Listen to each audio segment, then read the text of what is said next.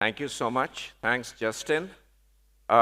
Yes, it's a very special moment for me to introduce our guest. But before I do that, I'd like to invite our guest on the stage, Manasi. If you can join us, please. Please give a big round of applause.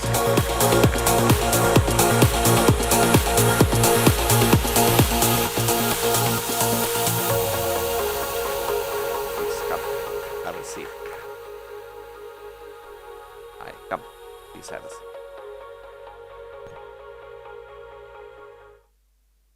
So, it took me a while to reduce the amount. When the first time I wrote out an introduction for you, Manasi, it was really long, and I've reduced it. So just bear with me. I'm going to read this part out so that I don't miss anything. Manasi is an Indian para-badminton player, a former world champion, and a change maker. An Arjuna awardee in 22, I think, right? She's a national award winner for Best Sports Person with Disability in the female category. Manasi has been recognized for her achievements across the world. She has been featured on the cover of Time magazine for being an advocate for people with disabilities. She was also celebrated by Mattel, modeling a one-of-a-kind Barbie doll in her likeness. A software engineer by profession. He's a software engineer by profession. Guys, come on. Most of the people here are techies, so, it's... Manasi started her sporting journey in 2015 and is currently the world number 3 in women's singles and number 2 in mixed doubles. She is passionate about driving a shift in how disability and para-sport are perceived in India and across the world. From setting examples to breaking stereotypes, Manasi has been a trailblazer ever since she took up para-sport following a road accident. So welcome, Manasi. Thank you, Punit. And thank you, NASSCOM, this GCC conclave. I'm so excited to be here. Thanks, Manasi. So Manasi, in sport, and we're going to spend most of our time talking about your sporting journey. It needs a lot of preparation. So I'm going to first ask you questions to see how prepared you are. For sports? Wait, let me ask you the question. So we are at the GCC conclave. What does GCC stand for? GCC is Global Capability Center. Wonderful. And you've done your homework. Okay, one more question for you. About how many GCCs do we have? There are, so I have read about this, and there are more than 1,500 GCCs here. Wow, okay. I think I'm not going to ask you more. So if you are asking me questions on this session, I also want to know how prepared you are. Oh my God. Okay. I'm supposed to be the moderator, but okay, please go ahead. Please go ahead. Yeah. So because you are moderating this session and you are you have taken this job today, I want to know, are you a badminton? Do you follow badminton? Do Honestly, you play badminton? Not much. When I was a kid, I used to just play in the backyard, but not really, no. Okay, so I play badminton, and I know there are a lot of sports enthusiasts over here. And being a badminton athlete, I would like to ask you a question on recent achievement, like PV Sindhu, who is a badminton player. Do you know how many Olympic medals she has won till now? PV Sindhu and Olympic 2? Yes, in 2016 and 2020. Okay, thank you. Thank you, Manasi. All right, look, I think everybody is very interested in hearing from you. And I thought maybe to start with, if you could share with us your journey as a badminton player, how has it been from when you started till now? So I play para sports. Para-Badminton, I started in 2015. And in 2019, I became a world champion in the same sport. But badminton in general, I started, thank you.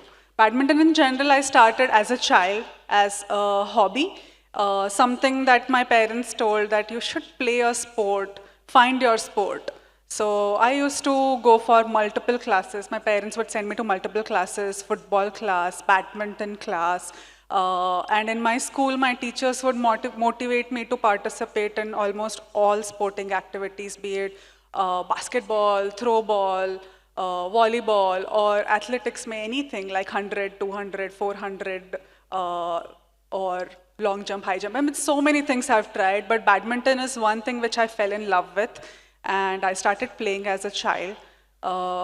Kept on, like I started it as a summer camp, summer coaching camp, and then started with playing it in my college, in my corporate, and everywhere I went.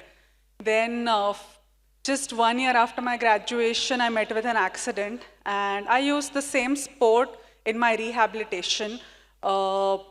It was difficult initially for me to relearn the sport because at that time I was relearning to do everything once again. I was relearning how to balance, how to walk, how to do daily activities as a person with disability after my injury. But badminton was one thing which helped me quicken my rehabilitation process, and that is how I again fell in love with badminton, and it was challenging because I was not able to do what I used to do before. So I wanted to push myself to see how much and how much I can train. It just, with so much of passion in me, the sport gave me an opportunity to push myself further, do some great walking. At that time, my life's ambition was just to walk perfectly. So with badminton, I became a good walker. After that, I became a good badminton player again and participated in para sports. And I participated in my first para-badminton tournament in 2015. My corporate had sponsored that. And in the same year, I got selected for World Championships. When I got selected, that in 2015 September, I won my first silver medal at World Championship, and that was, I will say, it was a turning point in my life. Just a few months after you started going into competitive para sports, you actually won a silver medal. Yeah. And wow. Fantastic. Because I think the skills that you learn any time in your life, they don't go for waste, be it your childhood, be adulthood. And I have learned this over the years, okay? None of the skills go for waste. And yeah, so badminton gave me an ability to perform better, push myself further. And because of that, I was going out. I started doing so many different activities. I started doing scuba, I started doing trekking, I started going out to do so many outdoorsy things just because of the ability that I felt when I was able to move on court. And I worked hard, I worked extremely hard. One day I said I want to see how much I can push, and I felt my job can wait for some time. I left my job, started preparing for para sports multiple tournaments, and there I had it. I became a world champion with extreme hard work. That's it. Wow, this is it's so interesting what you have said, that you keep, to test your limits and the hard work which goes into it. And there are many people in this room, and I'm not going to take the names of them because I'm probably one of those kind of people who always keeps postponing trying to do something which we know we have to do, whether it be about health, whether it be about something else. And I think it's so interesting that you've said this. Now, you were playing some badminton before also, but that was like, I'm assuming, was not really competitive. And now you went into competitive sports. So, in general, when people look at badminton, Manasi, they think badminton is a solo sport. Is it really a solo sport? To people, it looks solo, but it is not. There's a huge team involved. So tell us a little bit about sort of what does it take, what kind of a team is required? So if you are successful and you have won a medal, what kind of a team is there around you which helps you in this? Actually, when you look at my pictures, when I'm playing on court, I'll be the individual representing my category in sports. But Correct. it's not just that. There are so many people involved, right from my coaches to my trainers to my physios to my prosthetist. So I use a prosthetic leg for my day-to-day walk, and I use another prosthesis for badminton.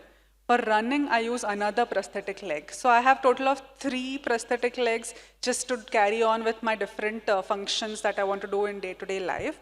My prosthetists are one of the first people who are involved in making sure that I am able to perform to the highest in sport. I'll tell you this one thing. Few days back, my prosthesis broke. Few days, matlab 2 days back, 3 days back actually. And I was so demotivated कि what am I going to do? I have to go to Canada in few days for a tournament, and I was very demotivated, and I thought it's going to take me a lot of time to fix it. I called my prosthetist immediately from my badminton court and told him, okay, hey, I broke my prosthesis, what should I do? He's like, great, you didn't break your leg, you just broke your prosthesis, we can fix it any day. So I did a rapido, sent my prosthesis to the center, and they said, come tomorrow and pick it up. I was like, itna simple tha, why was I bothered? So these prosthetists, like they make me move. They are the reason why I move, how I move. Other people are my coaches. So day before yesterday, I told my coach, "Ki sir, ab nahi hoga. I'm done today."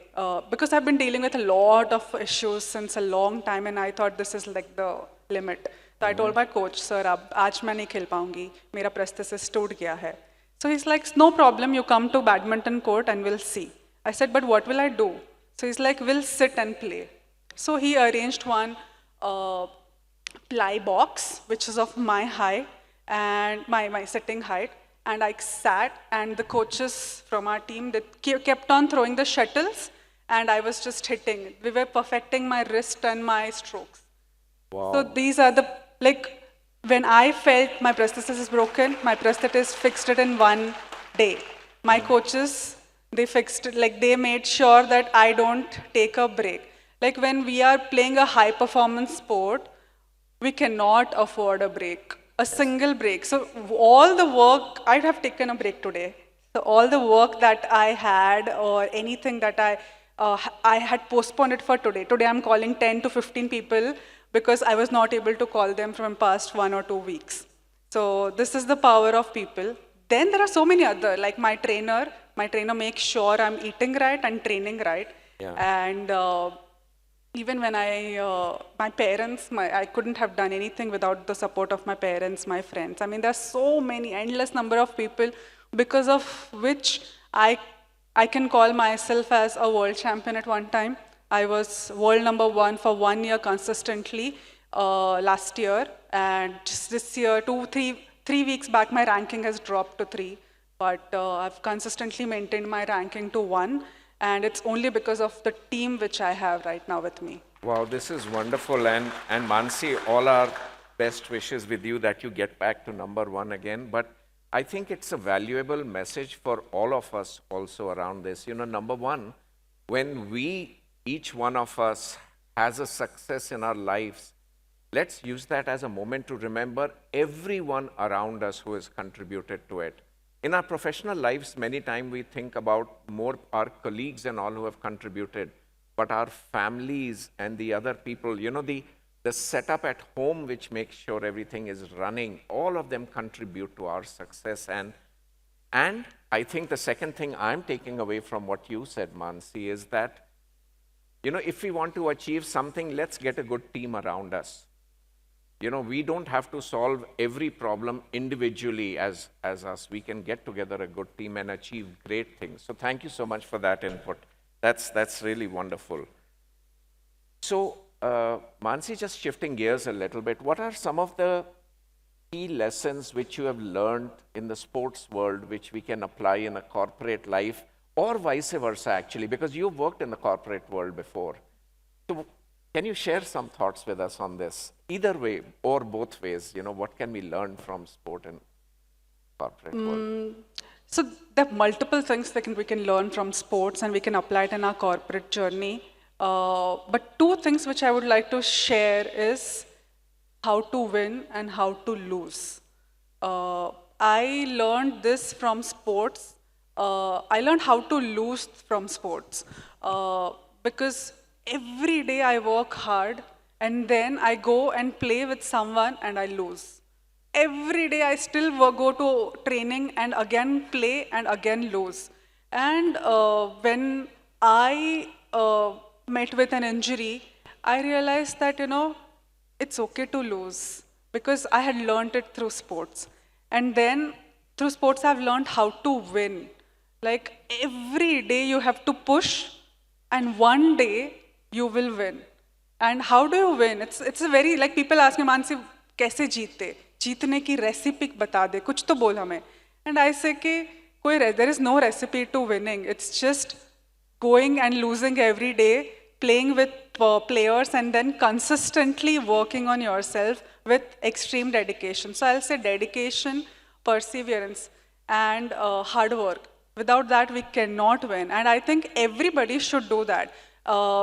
Setting yourself some small goals and then working towards it. I am setting myself some small goals. Okay?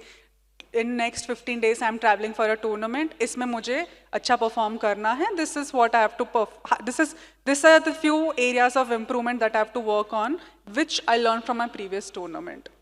I work on them and then push myself and fix those areas, like work on those areas of improvement and become better. I perform there. There I find again new areas that I should work on because I'm working on my skills, my opponents are also every day fine-tuning it. So now again I have to learn it. I think it's increasing my dedication towards sports and it's also increasing my appreciation for my opponents.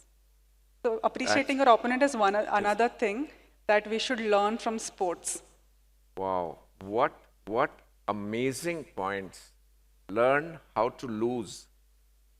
So important, and I think something which we tend to forget. We focus so much on trying to win that we forget, we become bad losers in the process. And I think what you're trying to also tell us, Manasi, is that there is something to be learned from losing. It could be learned in terms of skills, it could be in capabilities, it could be learning in terms of how you need to improve your effort and your training and your determination to continue that. That's, again, such a big thing, such an important thing. And I would also like to add how my corporate journey has helped me in sports. Please. Because this is an interesting thing. When I started playing competitive sports as para-sports person, I felt as if I'm doing something which is awesome. I felt as if I'm going to break things. I'm like going to break, I don't know. At that time, my sport was, tod denge. At that time, my sports was not popular. But para sports is not so popular, okay? Para-Badminton just got introduced into Paralympic Games in 2020, just previous year, like previous edition of Paralympic Games. So our sport is pretty new in the world recognition of sports level. Right. So I never wanted, or I never had a dream that I want to become a Paralympian. My only ambition was just to play. But when I started playing the sport, what I learned from my career or from my software days was how to fix a problem. Because I was a developer and after writing code, I would get like itne sare errors. And first thing we would do is sit and debug. So debugging. Every day, if now my coach tells me, Mansi, is tarah se, like do this kind of wrist movement. And there are times when my shuttle will completely move out of the code. And it's like debugging. I'm trying to just twist my hand a little and then see if this is going inside. Thousands of shuttle I will only hit with that kind of wrist angle. Then I will again change and see if I can do it with movement also. So with different things, it's like debugging the whole process of sports. And it has helped me so much in my career, in sporting career, कि कैसे वो office से मैं यहाँ ले आई हूँ. I'm really enjoying this part. Yes. I mean, this is just so fantastic, the issue of debugging. And by the way, on the previous point which you made also, which I wanted to just make sure that we noted and absorbed, because right in the end of the previous statements which Manasi had made, which was learn how to respect your opponent. You have to learn about your opponent to be able to play against them. And the only way you can do that is if you respect them, because they are also playing at the same level as you are. They have put in the same amount of effort or more maybe than you have also done. So that respect of the opponent, rather than just a blunt desire to win, is, I think that balance is what keeps you going. So two more things I want to talk about. Number one is, now in this journey of sport, yes, you have a team around you and they help you, and technique and training and strength and prosthetics and everything which they do. But I'm sure there are moments when either you encounter hurdles or where you lose, or something happens which pulls you down internally. And I'm sure, like all other people, you also will have to dig in internally to pull yourself out of it. You need to find that resilience within you and all. Is there any mantra to that which you have? How do you, when you, let's say you lose and you're walking off the court, how do you say, okay, now I'm going to go back and practice even more? Is there any tips or tricks or any magic there? Or is it just sheer repeat practice, consistency, and determination? How would you do that? I think showing up every day, no matter what, is which has helped me. I have been an adherent believer that hard work will take you to places, and you just have to stay consistent. And what I do when I'm losing is I watch my previous matches. I watch all my matches and see where I went wrong. What I find is I didn't go wrong anywhere. It's just that sometimes my opponent played better than me. Yeah. And I just give it, it was their day, it was not my day, but tomorrow will be my day. So I will go again, show up for practice. I came 1.5 weeks back from a tournament, and as the day I landed, next morning I showed up to the badminton court. I told my coach, I'm coming, let's start. So I think showing up every day, that's the first, I think, like you said on the previous point, small steps at a time. The first step is show up and then start from there. That's fantastic.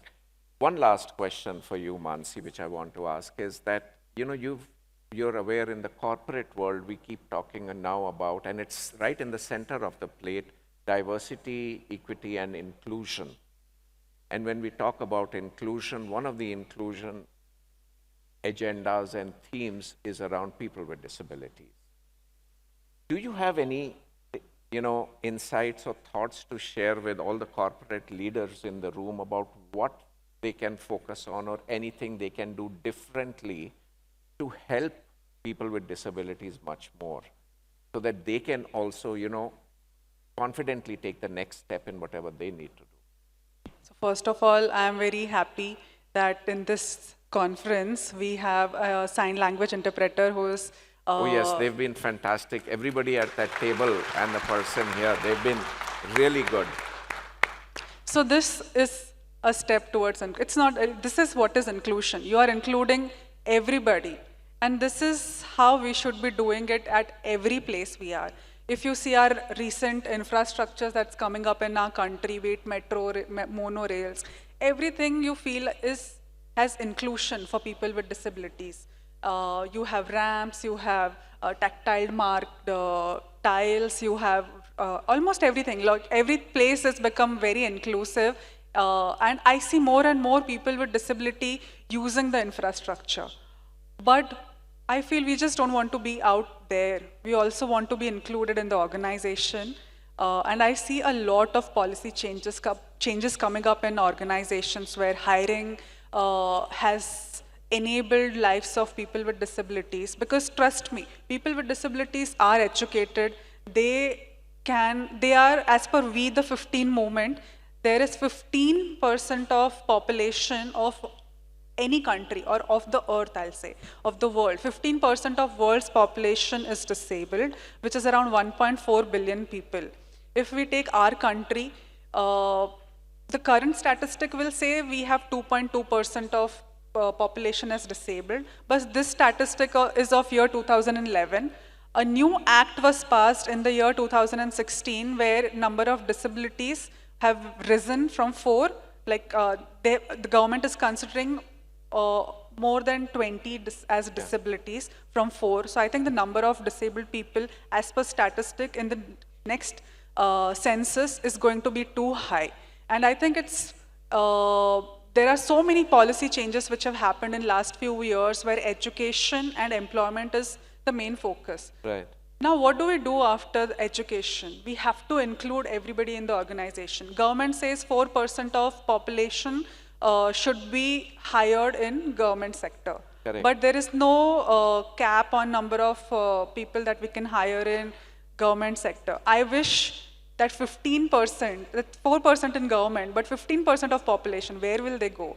Let them be absorbed in the private sector. And trust me, it's only through upskilling, reskilling, we can increase the amount of people with disabilities into organization and workforce. And by employment, I don't say कि बस job दे दो और हो गया. No, upskill them. Make sure that they reach decision-making level in the corporate. They get opportunities in leadership also.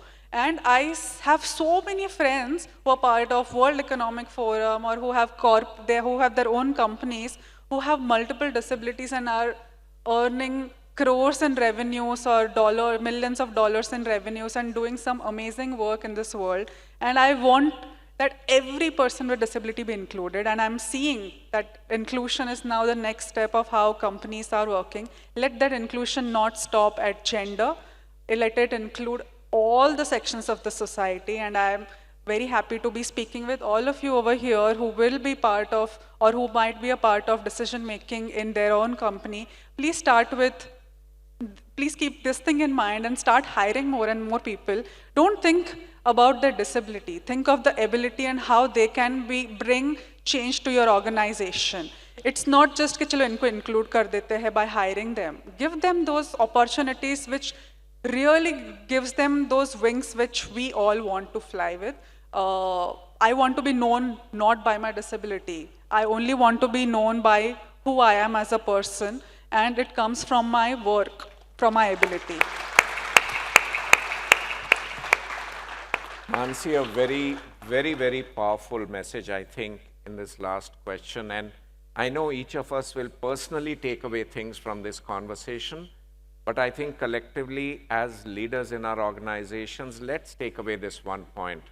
And let's remember, hiring people with disabilities is the start. It is not the end. That's the start of the journey.